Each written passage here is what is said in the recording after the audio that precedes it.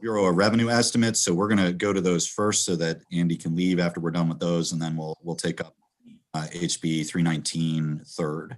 So we'll start with HB 113. This is Delegate Learman's bill that essentially is a reorganization bill related to the Bureau of Revenue estimates. And George, there's an amendment. Can you describe the amendment for everyone? You should have the amendment, by the way. George sent them around in email, by email earlier. Yes, it's the amendments there are two amendments. The first is technical. The second amendment would include the Revenue Monitoring Committee among the entities to review and evaluate a list of candidates for the position of Chief of the Bureau of Revenue Estimates. Would strike provisions of the bill requiring the Chief and Deputy Chief of the BRE to be members of the Executive Pay Plan, and that would have specified the salaries for those positions. This is in response to suggested amendments by the Department of Budget and Management. And lastly, it would require certain reports of estimated state revenues submitted by the BRE to the Board of Revenue Estimates to be first reviewed and approved by the Revenue Monitoring Committee before the estimates may be formally adopted. And does the removal of the salary language, does that affect the fiscal note on the bill? I do not believe so. Okay. I don't think there was I haven't even checked it lately. I don't think there was a fiscal note. We were already planning to do this largely, so we were going to pull it from existing funds. Okay. Yeah, the fiscal note I think said like 70K or something. Yeah, I think that might have made sense. That might have been, yeah, I think you're right. And that is probably some of the salary increase, but that cost is still going to be there through this bill. And it may have also been in part related to the website development and maintenance. Yeah, that's right. Mm-hmm. Gotcha. Delegate Feldmark, did you have a question? That I think clarifies it. Thanks. Are there other questions on the amendments or the bill? Is there a motion on the amendment? Oh, sorry. Oh, let me add one thing about the amendment. I think the very last one, George, where it says the report required under, instead of saying formally adopted by the Bureau, it probably should say formally adopted by the board. Is that? I think if I'm reading the intent of that right, the Bureau does.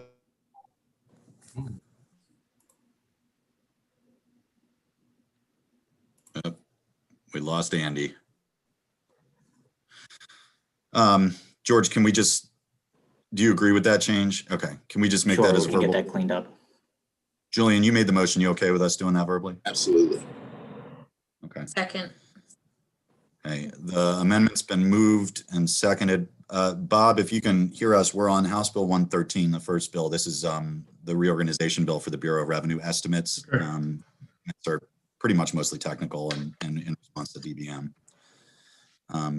So the amendment's been moved and seconded. Any discussion?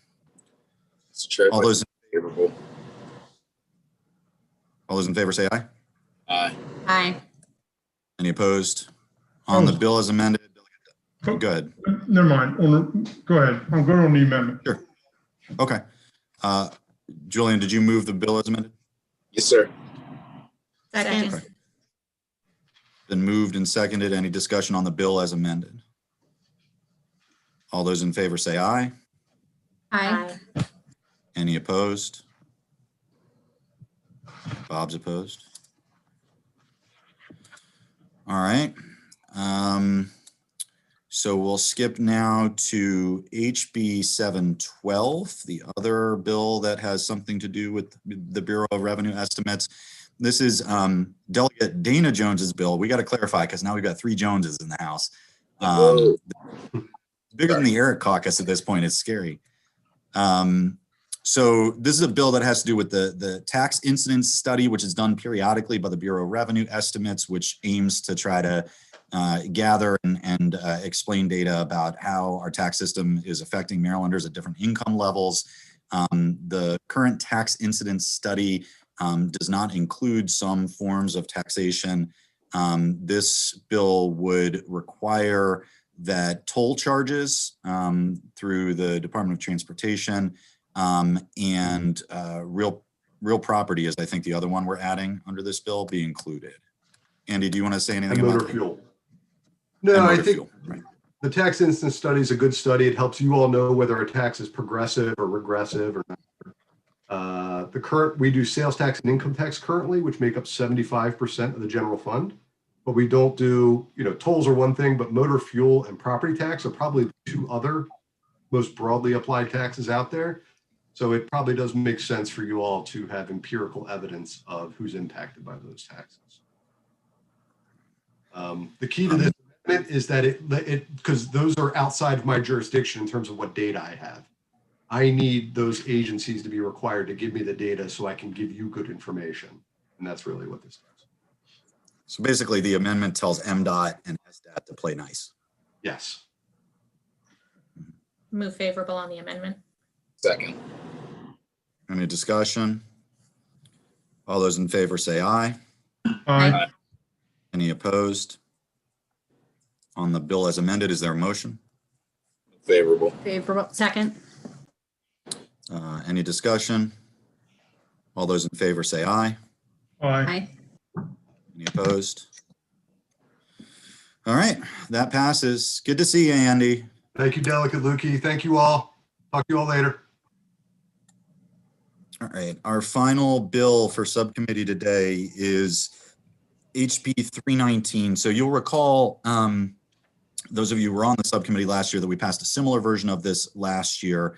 The bill as introduced would essentially do three things. It would increase the cap on the county piggyback tax rate on income taxes. It would allow counties to progressivize their tax rates, and it would increase the minimum county tax rate. And the reason for that is that if currently the lowest piggyback income tax rate in the state of Maryland is 2.25%. If a county were to lower that rate below 2.25, which, this bill arguably could set up as counties potentially progressivize their income taxes, that would have a significant fiscal impact to the state, because out-of-state taxpayers pay the lowest piggyback rate when they pay Maryland income tax. The amendments essentially, because it's frankly a larger discussion about tax rates, would strike the language increasing the cap in the piggyback rate, but retain the minimum and retain the progressivization.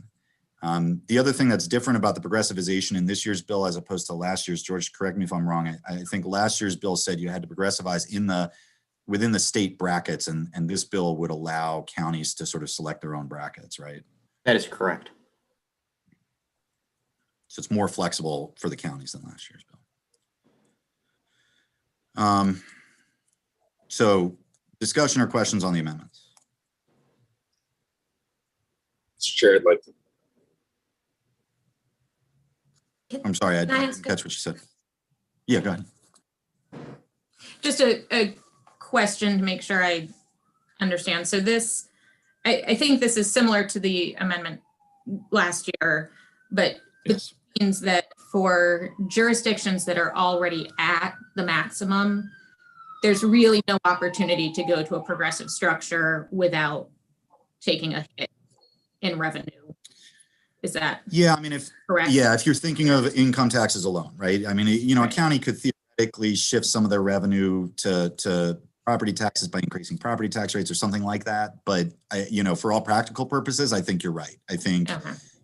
the 3.2, this doesn't do that much. I think that's a Right. longer term conversation. For counties that aren't at 3.2, like Anne Arundel, it'll allow them to progressivize. Right. Okay. It's concerning to me because it means the jurisdictions I represent really won't be able to avail themselves of this structure. But I understand that, it would work for some jurisdictions. So I'm okay with moving it forward, even though it's not ideal from my perspective. Yeah. It's the legislative incrementalism, right? All right, I move the amendment. Second. Any discussion on the amendment? All those in favor say aye. Aye. Any opposed? Okay, on the bill as amended, is there a motion? Move favorable. Second. Second. Any discussion? All those in favor say aye. Aye. Any opposed? Bob, Delegate Long is opposed. All right, so those three bills should be on a committee list. I think tomorrow we're voting.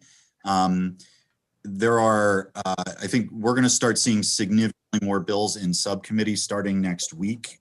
Essentially, we've got like 4 weeks left to move stuff out of the House before crossover. So you're going to start seeing longer voting lists. If there are specific bills that any of you have questions about or want to discuss or think through with me, like feel free to reach out. I'm happy to talk about any of them with you.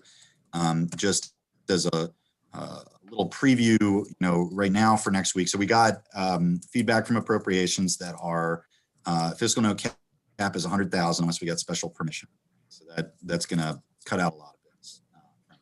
You're breaking up. Your last statement, you were breaking up. Okay. So a lot of bills are going to get cut out because of the fiscal note cap at $100,000 without special permission from appropriations. So, but there's some that come in under that. So the living organ donor credit expansion is relatively inexpensive. The revitalization tax credit expansion to folks that are in state park properties, that's under 100,000. And then there's some other, the diaper bank bill. We have a technical bill we're going to hear today, a departmental that would allow the small minority and women-owned business account to give some loans or turn some loans into grants, essentially. So those will probably be on the agenda for next week. And then the Senate has moved now the departmental bills from the Department of Commerce that affect the biotech credit and the research and development credit.